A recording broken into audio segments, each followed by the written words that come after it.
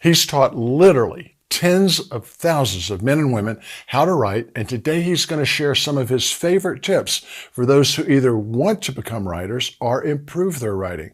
He knows of what he speaks, having sold over 70 million books around the world. Today we'll be visiting with a mega best-selling author on this edition of The Inside Story. Welcome to another episode of The Inside Story, exclusively on Liftable.tv. They say everyone has a book in them, but turning that desire into a compelling story can seem overwhelming. That's where The Inside Story comes in. Your host, Walt Larimore, is himself an author of over 40 books. Walt's goal in every episode is to inspire and entertain you by spending quality time with best-selling authors and having conversations about the art and the heart of writing. In this episode, you'll be encouraged and equipped to lean into your own writing dream and pick up some insider tips and tricks of the trade. Grab a cup of coffee and get ready for The Inside Story on Liftable.tv. Hi, I'm Walt Larimore, and I'm delighted you're joining me for The Inside Story. Our guest today is the author of 200 books with more than 72 million copies sold, including 21 New York Times bestsellers. He's most known as the writer of the Left Behind series, but he's also written more than 20 as told to autobiographies, including assisting Billy Graham with his memoir. He's a founding member of the Colorado Authors Hall of Fame, serves as chair of the creative writing major at Colorado Christian University, and teaches writing online. The Inside Story is delighted to welcome back Jerry B. Jenkins. Jerry, welcome back. Thanks so much, Walt. Good to be with you. Last time we talked about young writers. You advise them not to attempt a book until they've studied the craft, until they've polished their skills. Well, how do you get skills if you don't write a book? So what would your advice be? Yeah, I think people should be writing every day and diving in, but not trying to write a book as the first thing in your career. Writing a book should be where you arrive, not where you start. So I advise young writers to write short things, try to sell short stories, articles, blogs, articles for magazines or for e-zines. There's all kinds of places to write and to submit these days. Learn to work with an editor, learn to be criticized, learn to be rejected. That's all part of the game. So make a book something you arrive at. I love how, you've written 200 books, and I remember you telling me once, I enjoy what the editors give me. They're critical, they've got the red ink. In fact, you said you get upset if an editor doesn't. They sort of assume, well, you know what you're doing because you've written 200 books, and then they don't do their job as an editor. So how important is that in your process? Everybody needs a second set of eyes on their stuff. And you hear of big name authors. I mean, we could list household names, and you might think that they just submit a manuscript and it gets printed. They all want that second set of eyes on it. They want to hear, what do I need more of? What do I need less of? What's working? What's not working? I find that I'm like anybody else. I still find that I need to develop a thick skin, but I can't develop a skin thick enough to take it immediately. When I get the first response, anything negative in it at all, my first thought is to say, well, I had a reason for that, and here's why, and here's, and you're wrong. I need to remind myself they're on my side. They want this to be a success just as much as I do. So I need to give it 24 hours. I read it, I stew over it a little bit, I get a little defensive. Within 24 hours, I'm saying, that makes sense, and here's how I would fix it. I do want them to let me fix it. I don't want them to fix it for me, try to write for me. So that's all part of it, and I've just learned, and I think everybody has to learn. Some people, it might only take 12 hours. Some people might take a week before they get back to their editor from the critique. But you need to learn, again, that they're on your side. They want it to be a success. So look for what you can change and make it work. And even from your very first piece that you ever wrote, you told us last time as a little cub reporter, initially that defensiveness, and yet that editing, that editor, the two editors that critiqued you really kind of set you on your path. Exactly. And you want to be open, especially to constructive input. If you want to feel good about your writing, just show it to your mom or your favorite uncle. They'll love whatever you write. Don't take any writing advice from them because they're not in the business, they don't know. But they'll make you feel good. And if you really want, and I find that a lot of people, especially after they've been rejected a few times, They really want to know what's wrong. And they say, all right, I'm now ready to take hard input. So be critical. I can take it. I want to learn. And it's not the job of an editor or even an agent to tell you what's wrong.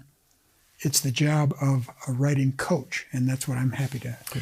One of the things that you teach your students is that they have to gain the skill of being their own, you call it, ferocious editor. I mean, even before it gets to the editor. Yeah. What do you mean by that? I want writers to be happy with every word before they submit it. This idea of, well, I know it's a mess, I'll just give it to you, you fix it. You're not going to get published. For one thing, they're seeing better stuff than that. And they're going to go, yeah, I don't have the time. And by the time we figure out how much time it would take to edit every line of this, we wouldn't make a dime on it if we, did all that work. So I say learn to become a ferocious self-editor. And, people say, well, how do you know when you've gone from making it better to just making it different? That's what makes us authors, is making those decisions and saying, all right, there are so many ways electronically you can change something that you could be there all day. You need to recognize when you hit the one that works the best, sounds the best to you. And as I say, when you're happy with every word, then submit it, knowing that there's still going to be work that needs to be done, but you put your best foot forward. Are you a fan of, there's a bunch of editing programs, people can get to help them with editing. Are you a fan of those or not so much? There are some that I think are good. Pro Writing Aid happens to be one that I think is good. And What's Pro Writing? Pro Writing Aid. Mm-hmm. And I think it's all one word is their official title.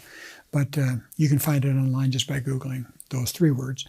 And it tends to look for the same kind of things I look for when I'm editing myself or when I'm editing other people. So that'd be a good one.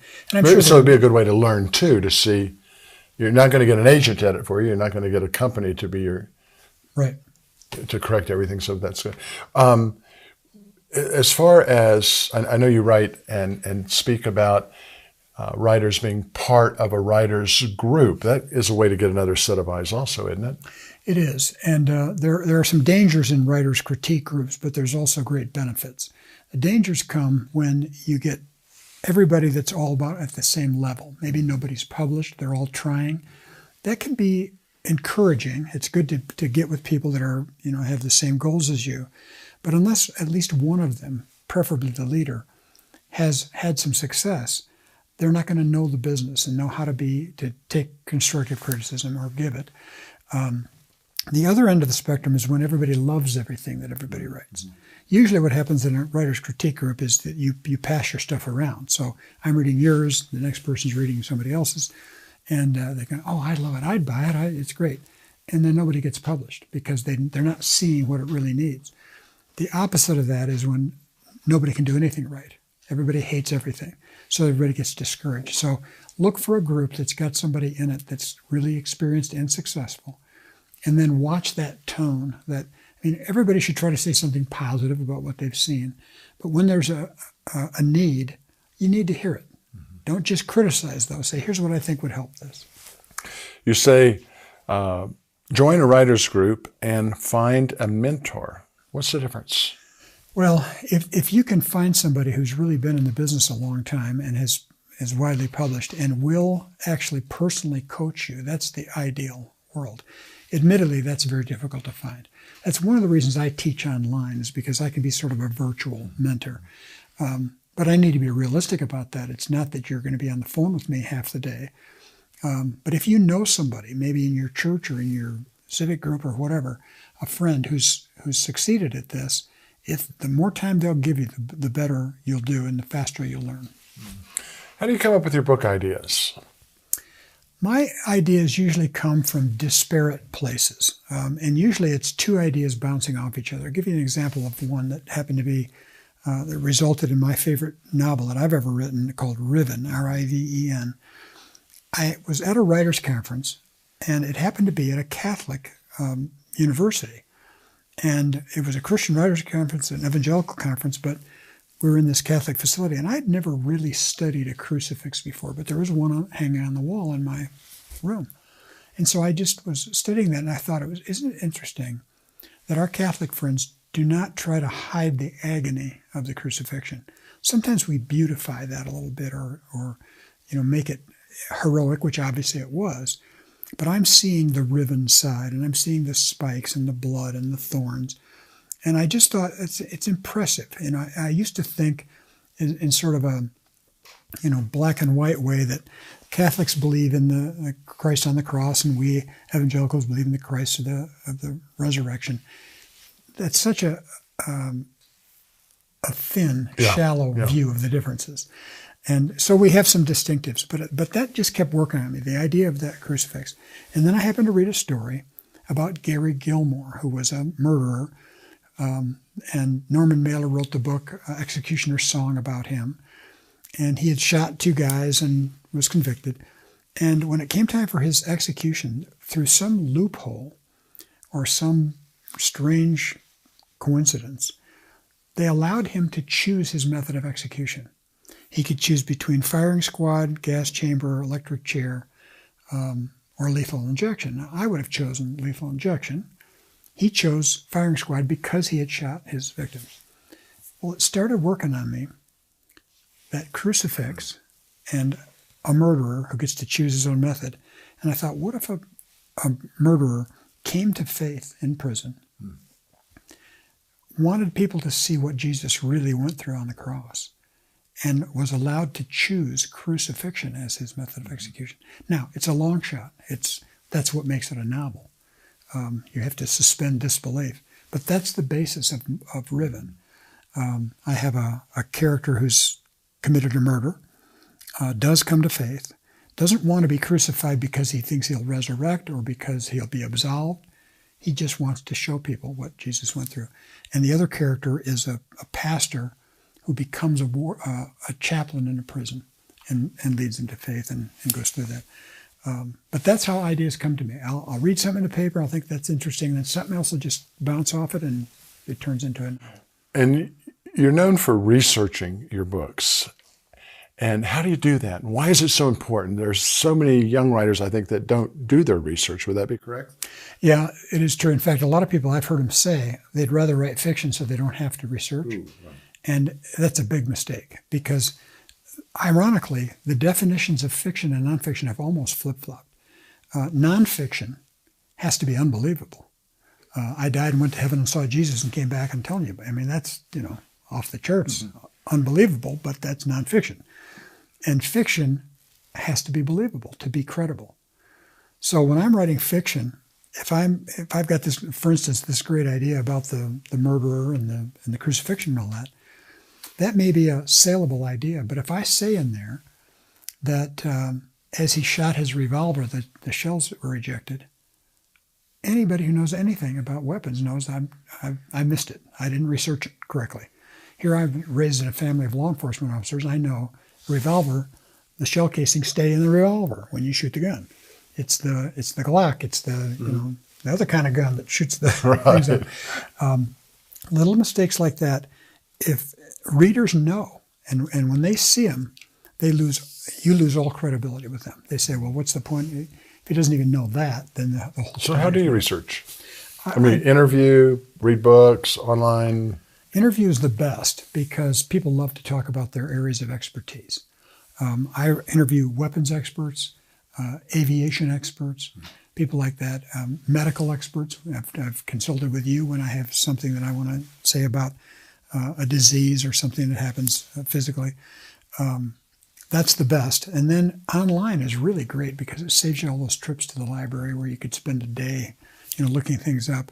The care you have to take online, however, is that anything can make it online. Right. So you want to make sure you're making sure that there's credibility, that important sources, well-known sources agree with each other. The people that you interview, do you then have them double-check the manuscript to use them as manuscript reviewers? I often do. I don't give them much more than what their part was because sometimes they want to counsel you on writing too. And that's not their area. You talk about outliners and what you call pantsers. Yeah. What do you mean by that? It's not original with me, but it really describes us well. About half of all novelists are outliners. They like to outline things before they start, research everything, do fictitious interviews with their characters, learn all about them, know their backstory. The pantsers are those of us who write by the seat of our pants. Stephen King calls it putting interesting characters in difficult situations and writing to find out what happens. So that makes writing a process of discovery. And for me, it helps. I don't have a problem with outliners. If you're an outliner, you need to stay an outliner. But for me, I don't want to be predictable. If I don't know what's happening, what's coming next, the reader certainly won't.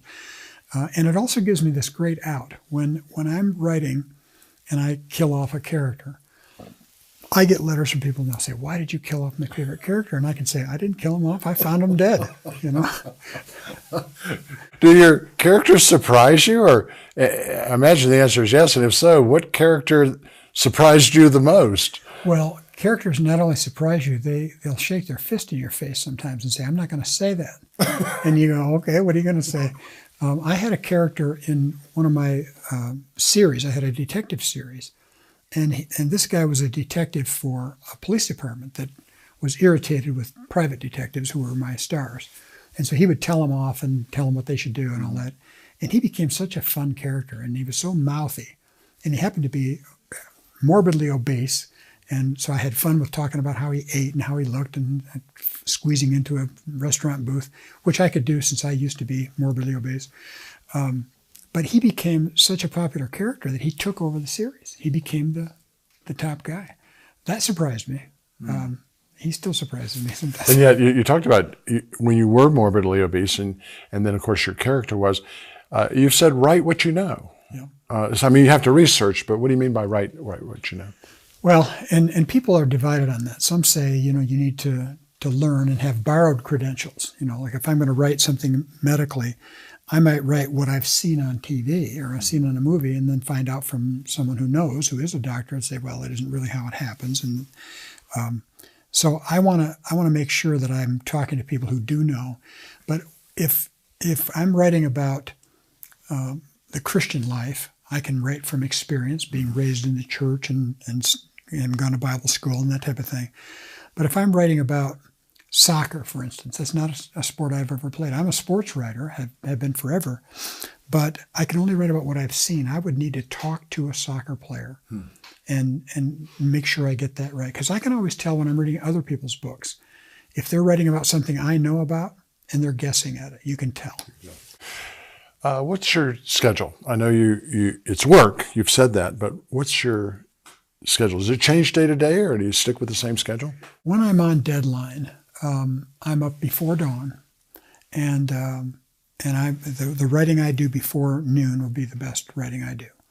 And the first thing I do is I do a heavy edit and rewrite of everything I wrote the day before. So whatever number of pages I completed. Which might be, is there some sort of number? It's fewer than it used to be. There were days in my prime when I could do 20 pages a day and feel like it was quality stuff. Now I'm down to 5, and because I want every book to be better than the last. So that takes more work. And so you'll take the 5 you did the day before and spend how much time on them? As much time as I need till I'm happy with every word. Okay. And those are 2 entirely separate tasks. When I'm doing that heavy edit and rewrite, when I'm becoming a ferocious self-editor, I have my figurative perfectionist cap on, and I'm listening to my inner critic saying, why did you ever get into this profession? Who do you think you are? Right. Why would anybody care about this? Yeah. Make every word count. That's the key. And so as soon as I finish that and I'm happy with every word, now that's really my second draft, because I've done that for every 5 pages so far. And so I'm writing 5 pages, going back and rewriting it. Then I take off that perfectionist cap, tell that inner critic to shut up, and just get the story down. I don't worry about cliches or repetition or anything like that.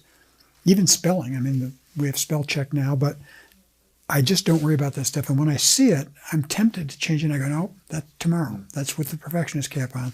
Just get that story down. Well, and am I right about this? You've said that you don't have writer's block because you just write. You're not worried about. You just write. Is that correct? That's part of it. Now, I know what writer's block is, and I know those days when you wake up wanting to do nothing less than write. There's always something to do. It's my job. I can edit, I can research, I can interview, I can do email, I can do something. The reason I say writer's block is a myth is that no other profession is allowed that conceit. Yeah, what if you called, right. the health center and said, I have workers block today, so I won't be in. And they say, well, maybe you shouldn't be in ever That's again. right. You don't have to worry about coming back, do you? Yeah, nobody else gets to do that. So, let's just say, all right, I may not feel like putting words on the page, but I still have to work. Yeah, get to work. You tell young writers who have a day job that they should do a certain number of hours a day or a week. How do you structure that? Well, I started by telling people, this is when I'm trying to pitch them maybe on a course that I'm teaching, and I say, it's not for everybody, but if you can carve out 6 hours a week to do this, maybe that's half hour in the morning and half hour in the evening for 6 days, maybe that's an hour at a time, maybe that's 2 hours a day for 3, whatever. If you can get 6 hours, you should be able to catch on, get the training. And I found that works with writing as well. You write 6 hours a week, you'll write a book in a year. Oh, there you go.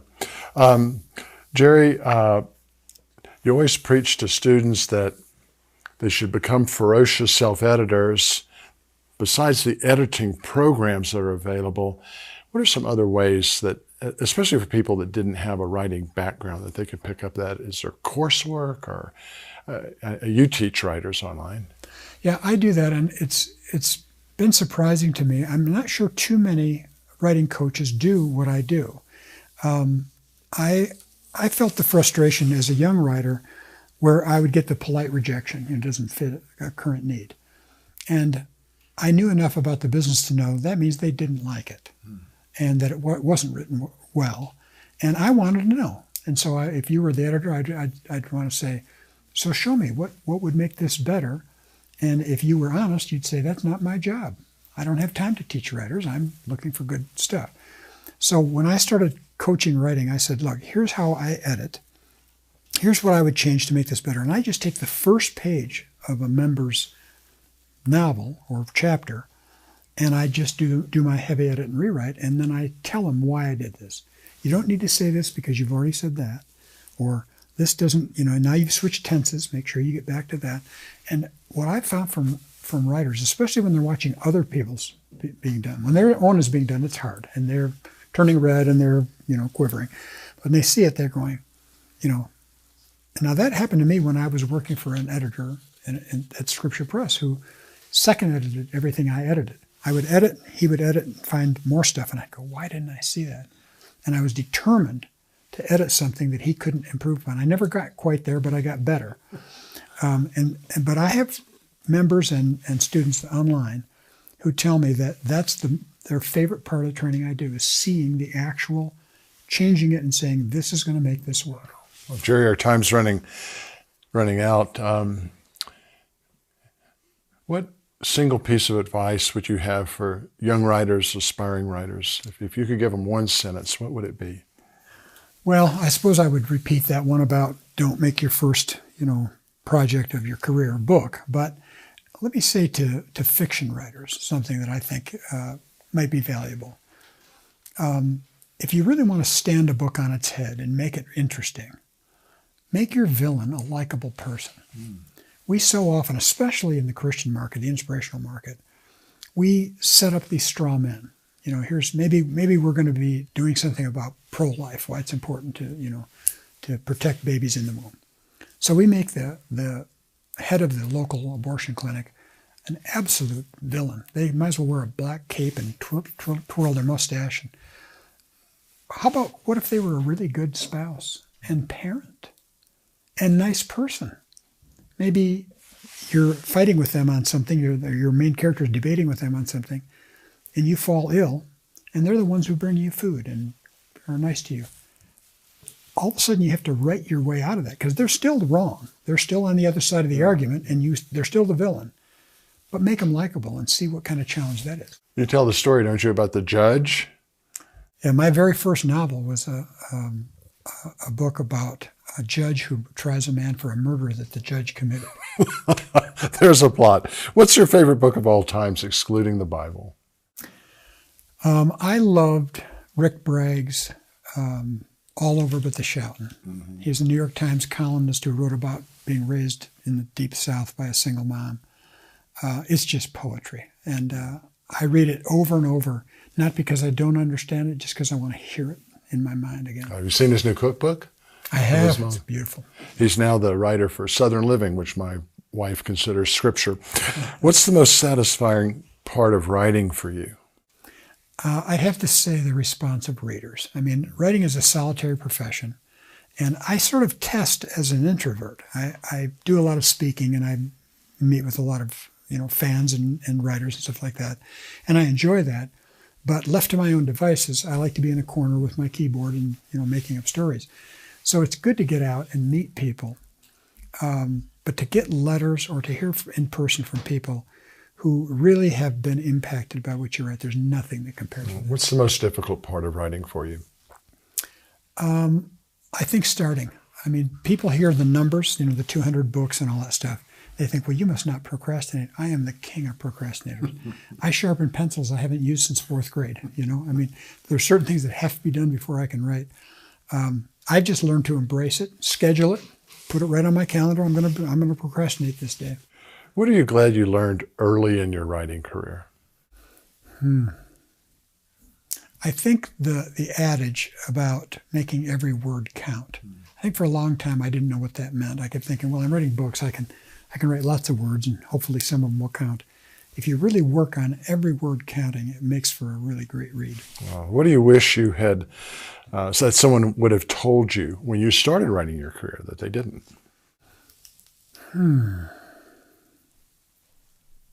What I wish they'd told me, that it'll be all right. I find that I get about 3/4 of the way through usually a novel, and I hit a wall like everybody else does. And I still wonder, who told you could do this? Why would you want to do this? And I have to look at the wall on my shelf and go, you have done this before. You can get through this. When you get frustrated with your writing, angry about something, what word or phrase do you mutter under your breath to yourself? Usually it's please. I'm like, oh, please. And, sarcastically. What writer, living or past, would you most like to have dinner with? I would like to have dinner with Rick Bragg. I say that because I've invited him to be on my writers' conference programs and on my master classes online, and we've never been able to work it out. He knows I'm a fan. He knows I teach his stuff. One of these days I'm going to get to meet him. Finally, Jerry Jenkins, when you're in heavenly glory, what would you most like to hear from your readers there that you've never met? I think that they're there because of something I wrote. I mean, I realize it's not me that saves people, but to have had any part in somebody making it, nothing could compare with that. Jerry, thank you for honoring us by being part of the Inside Story. Well, I was honored to be with you. Thanks. Before we end today's program, if you have a comment or suggestion of an author you'd like me to interview, just email me at insidestory@liftable.tv. And in addition, if you'd like to subscribe to one of my blogs or my newsletter, just sign up at drwalt.com. That's drwalt.com. So until our next visit together, remember the words of the psalmist who wrote, God rewrote the text of my life when I opened the book of my heart to his eyes. And may his and your writing be blessed. Thanks for watching this episode of The Inside Story, hosted by Walt Larimore. If you have comments about the show, or there's an author you'd love to hear from, email Walt at insidestory@liftable.tv.